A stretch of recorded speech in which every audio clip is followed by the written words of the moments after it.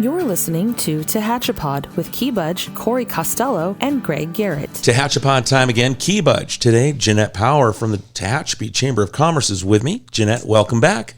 Well, thanks. Thanks for having me here. It's nice because you and I get together once a month and we talk about all the upcoming events and things that do have an impact in our business community. There's so much going on right now. It's fantastic, and it's a great time for our little community. So what do you have that we can talk about?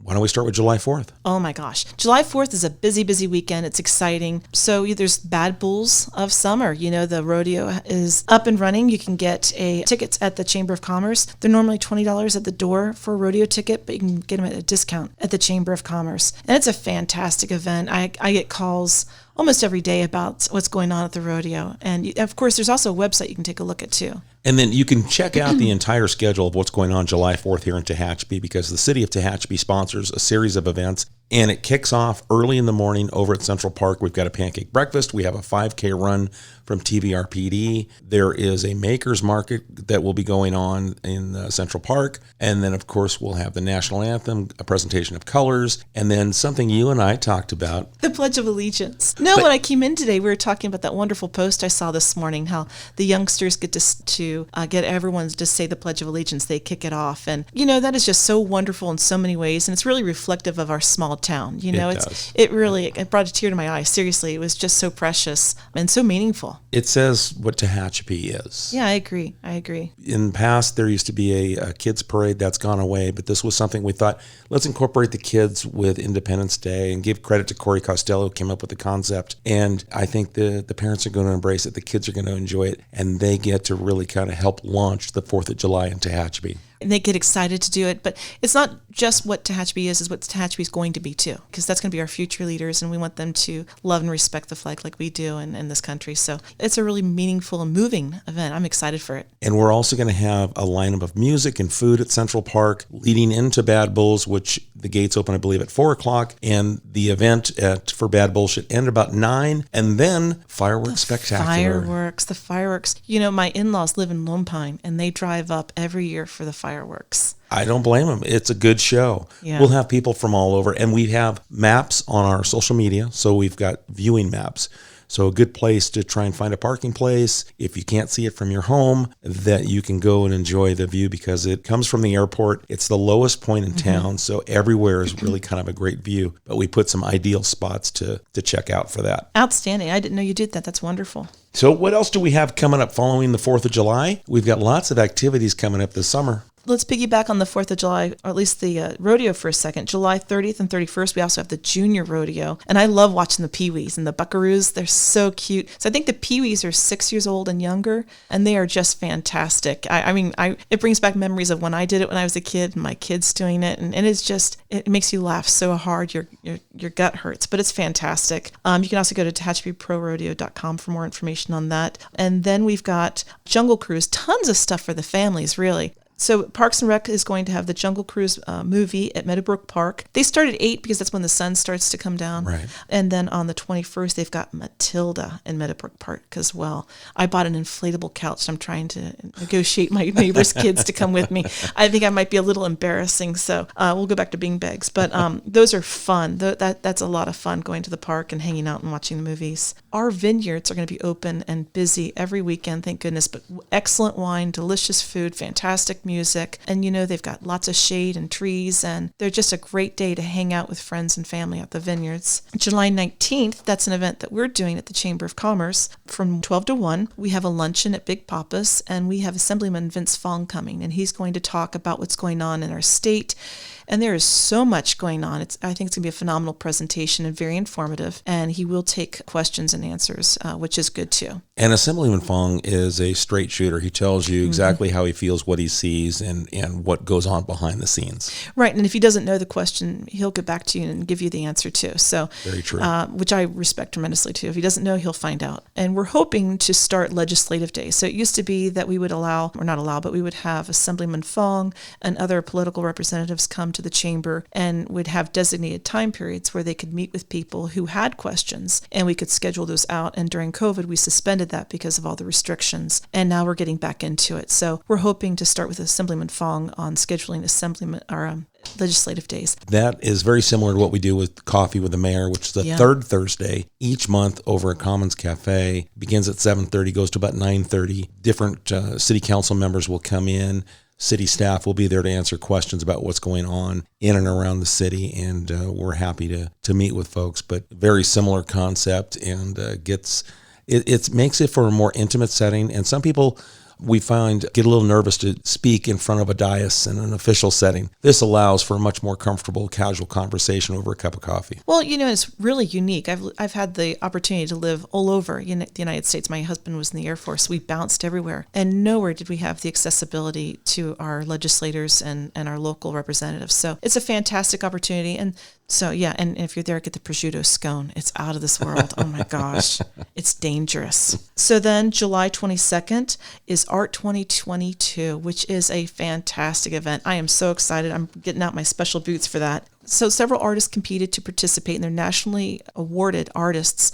They compete to participate in Art 2022. They come to the community, they paint various areas from the Buddhist temple in Sand Canyon to the covered bridge in Stallion Spring to the vineyards, and then they go back to their studios and polish it up, and then we get the unveiling. We get to see what our community looks like through professional artists and fall in love with our community again. And we're really excited because the money that goes from this event also pays for public art in Tehachapi. But we were recognized in the Artist Collective, Western Magazine. I mean, some serious high-end art magazines. Tehachapi was mentioned for Art 2022, which is fantastic. So that is July 22nd at the Aspen Building Center. You can still get tickets. The Chamber's selling them. They're $100 each. There's wine, appetizers. You get to meet the artist, and you also get to see the casting of the sculpture that's going to be made. And that is a very rare opportunity where you get to see the casting. That'll be nice. Usually just see the finished project. Then we have August 5th, we have the First Friday, and that is here downtown Tehachapi, and they are featuring photography contest winners. And that is always an amazing thing to see. And I believe that's a wide range of ages that participate in that too, a wide range of skills from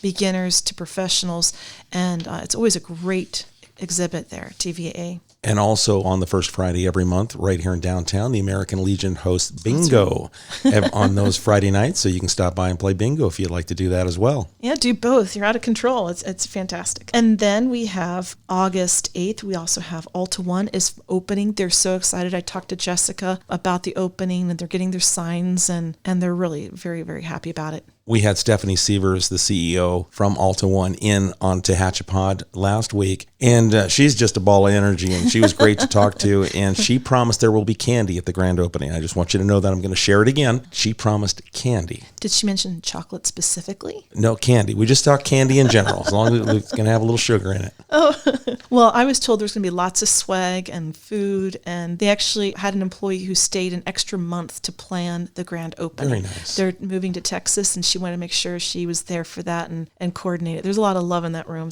And we also have Cheers for Charity, which is a fantastic evening event on the same day, August 13th. So you can go right from the grand opening, grab some dinner, and then go hit Cheers for Charity. There you go. But that's at Aviator Park, I believe, and you can get tickets for that at Eventbrite, and that's a fantastic event. And then we also have August 19th, Discover Tehachapi has a farm-to-table dinner. You can go to discovertehachapi.com for more details about that, but that's an amazing program too, with seeing the history of the area and the history of the wine and wonderful food at Bright Creek, and you're really sitting in the valley there, and it's just pretty spectacular. That'll be a gorgeous summer evening. And then my favorite topic, Tehachapi Mountain Festival. Oh, is that going to happen this year? Of course it is. We're calling it a mountain homecoming because it actually hits the same weekend as homecoming. I didn't know that until I took over the mountain festival. It's the same weekend as homecoming, which is somewhat symbolic, but it's really neat because you've got multiple generations of people who moved away from Tehachapi who come back home for the mountain festival, and it's fantastic. I have oversold the food vendors. We have, I think, 14 food vendors. Normally, we don't have that many. We've got tons of food vendors. We've got, I believe, 125 vendors already